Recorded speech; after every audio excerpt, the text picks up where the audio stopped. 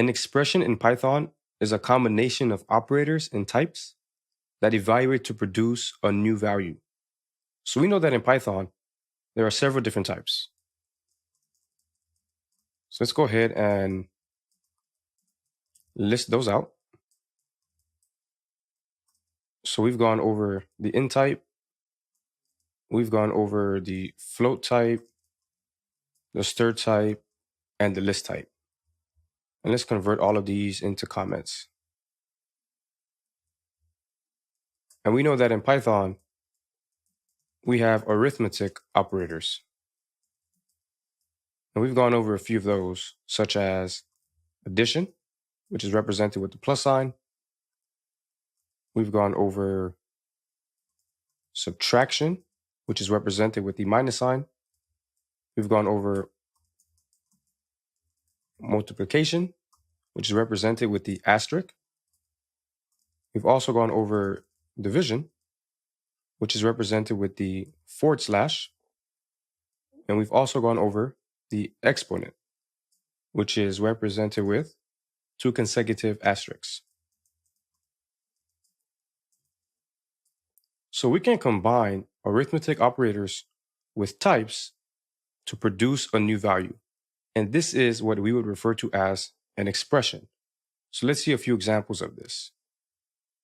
So first we can start with 4 plus 8.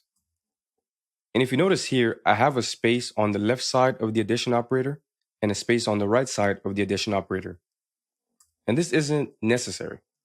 So I could just do 4 plus 8 and have no space on either side of the arithmetic operator. It's really just a matter of preference. I could even do 4 and have several spaces on each side of the operator.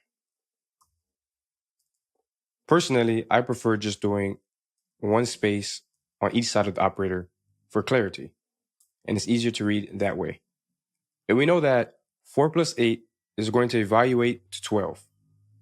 So we combine the int type with the arithmetic operator to produce a new value, which in this case would be 12. We could also do 18.0. So we'll take a float and we could subtract that from an integer, and this would give us 6. We can also take a string, so we can say hello, and we can add that to the string world. And this would evaluate to the string hello world. And in Python, when we add 2 strings together, this is typically referred to as string concatenation. So let's write a comment above and say adding 2 strings is called string concatenation. So let's look at another example of adding 2 strings together. So say I have hello. I'll add an space, and then I'll also add another string, and we'll say world. So this would evaluate to the following string. So we would have hello space world, because we take all characters from the left-hand side, hello, then we add a space, so that's where we get that space here, and then we add world, and that's why we have world here. So it adds them from left to right, and this is the new string that it would produce.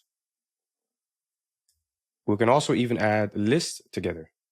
So say I had the list 1, 2, and 3. I could add another list to it and say true, and I could have a float here, and I could also even have a string in here. And this would evaluate to a new list that would contain the following items. So first we'd have 1, 2, 3, because we are going from left to right. Next I'd have true. Then I'd have 1.0, and then I'd have the string hello. So essentially adding lists together would produce a final result list that contains all elements starting from the left-hand side and then the right-hand side. So our result list contains all elements from the first list and the second list. Similarly, we could have another list with the number 1 inside, and we could add to it a list that has the number 2 inside, and we could add to it another list that has the number 3 inside. And this would produce the following list that has 1, 2, and 3. So you can add 2 lists together or 3 lists together or even more lists together. And the same thing applies for strings. You can add 2 strings together, 3 strings together, or more strings together. We can also have more expressions where we use other kinds of arithmetic operators, such as multiplication. So we could do 3 times 4, and this would result in 12. We can also create another expression using division. So we can do 20 divided by 2, and this would result in 10. We can also do another expression using exponents. So we can do 2 to the power of 3. And this is equivalent of doing 2 times 2 times 2. And this would result in 8. Next, let's go over a few more examples using multiplication with lists and strings. So we'll first start off by creating a string that has the text hello. And we'll multiply this by 2. And this is going to produce a new string that has the text hello exactly 2 times, since we didn't multiply it by 2. Similarly, if I had another string that had the text good, and I multiplied this by 4, I should expect to see the text good exactly 4 times. So we'd have good once, good twice, a third time, and a fourth time. Next, let's see how we can use multiplication with lists. So I'll create a list that has the numbers 1, 2, and 3, and then I'll multiply this by 3. And this will produce a new value, which will be a list that has the numbers 1, 2, and 3 a set of 3 times. So let's see what that'll look like. So I have 1, 2, and 3. So that's for the first time. And then 1, 2, and 3 for the second time. And then 1, 2, and 3 for the third time. And that's because we multiplied it by 3. So we've gone over several different examples of using types and operators to produce new values.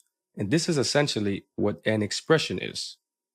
And you can create many different kinds of expressions in Python by mixing and matching different Python types with different arithmetic operators.